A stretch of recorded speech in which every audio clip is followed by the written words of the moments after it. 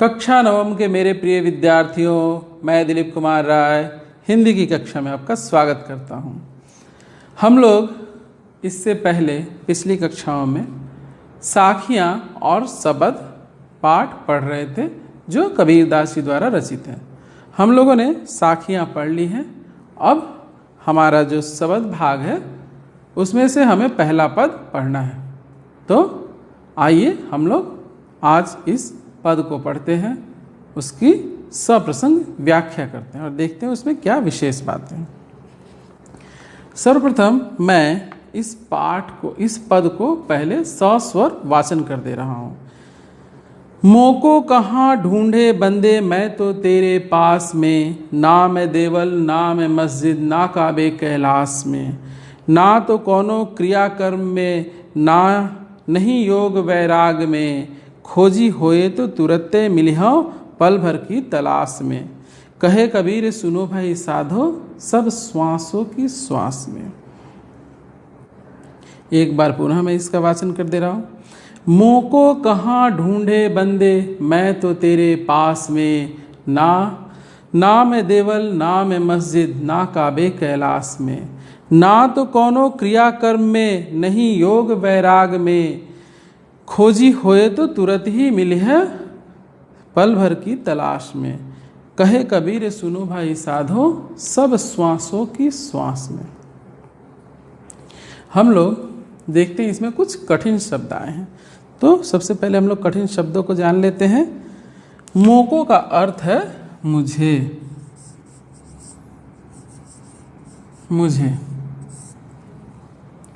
क्रियाकर्म मतलब कर्मकांड।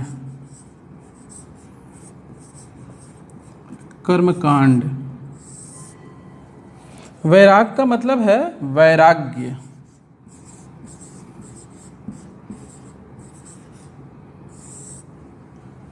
और खोजी का अर्थ है ढूंढने।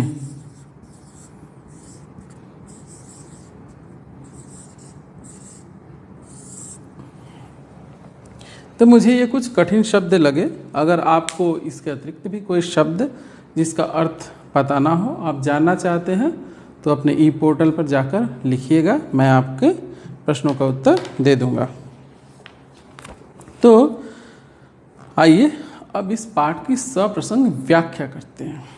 तो इस प्रस्तुत पद जो हम पढ़ रहे हैं, प्रस्तुत पद हमारी पाठ्यपुस्तक क्षितिज भाग 1 में संकलित साखियां और शब्द पाठ से अवतरित है या उद्धृत है, जिसके कवि हैं कबीरदास। अब इसका प्रसंग क्या है? प्रस्तुत पद के माध्यम से कबीरदास जी ने ईश्वर की सर्वव्यापकता का वर्णन किया है। तो आइए अब इसकी माफ कीजिएगा, इसकी व्याख्या करते हैं। मोको कहाँ ढूंढे बंदे मैं तो तेरे पास में। ईश्वर कह रहे हैं कि तू मुझे कहाँ ढूंढ रहा है। ईश्वर भक्तों को अर्थात मनुष्यों को कह रहे हैं कि तुम मुझे कहाँ ढूंढ रहे हो, मैं तो तुम्हारे पास में हूँ, मैं तुम्हारे भीतर हूँ। कहाँ हूँ? तुम्हारे पास हूँ। ना मैं देवल ना मैं मस्जिद ना काबे कैलाश में। ना तो मैं किसी देवालय में हूँ, ना ही मैं किसी मस्जिद में हूँ, ना ही मैं काबे में हूँ और ना ही कैलाश पर हूँ।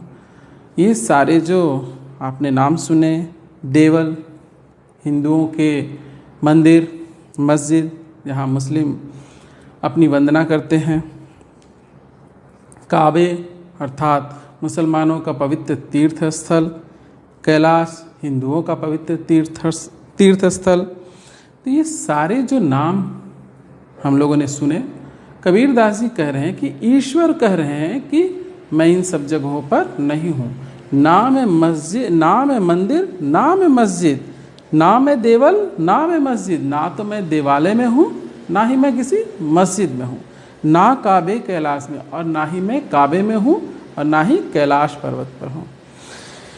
ना तो कोनो क्रियाकर्म में, मैं किसी भी प्रकार के कर्म कांड में नहीं हूँ। अर्थात हम लोग जो ईश्वर को प्राप्त करने के लिए, उन्हें प्रसन्न करने के लिए, उन्हें खुश करने के लिए जो तरह तरह के कर्म कांड करते हैं, उपवास रखते हैं, पूजा पाठ करते हैं, रोज़ा रखते हैं वगैरह वगैरह, तो ये सारे जो कर्मकांड है, जो बाह्याडंबर है, कबीरदास जी क्या कह रहे हैं कि ईश्वर कह रहे हैं कि मैं इन सब में किसी में नहीं हूँ।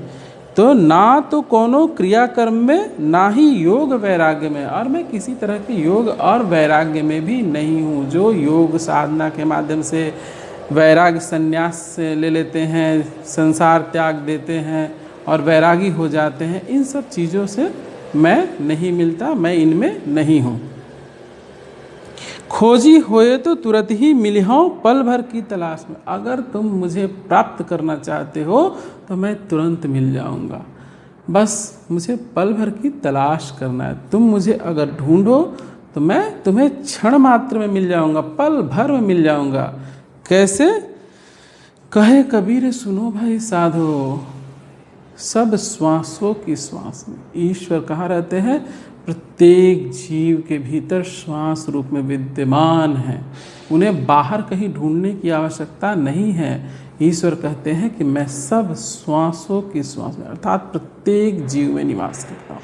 तो मुझे बाहर ढूंढने की आवश्यकता नहीं। मुझे ढूंढने के लिए, मुझे प्राप्त करने के लिए तरह तरह के कर्मकांड और दिखावा करने की आवश्यकता नहीं है।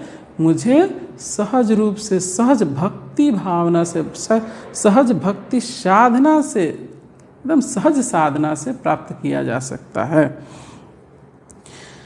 आइए अब इसमें जो विशेष बातें हैं वो हम लोग जान लेते हैं। प्रस्तुत पद की भाषा, प्रस्तुत पद में कबीरदास जी ने ईश्वर की सर्वव्यापकता का बड़ा ही सुंदर वर्णन किया है कि ईश्वर सर्वत्र व्याप्त है, सब जीवों में व्याप्त है। इसकी भाषा सधुक्कड़ी है तथा सरल, सहज और भावानुकूल है। इसमें हम देखते हैं काव्य कैलाश में अनुप्रास अलंकार है। आशा करता हूँ आप लोगों को ये पद समझ में आया हो। किसी भी तरह की समस्या होने पर आप लोग मुझसे ई पोर्टल पर संपर्क स्थापित कीजिएगा, मैं आपके समस्याओं का समाधान करूंगा। इस पाठ में इतना ही, मिलते हैं अगली कक्षा में।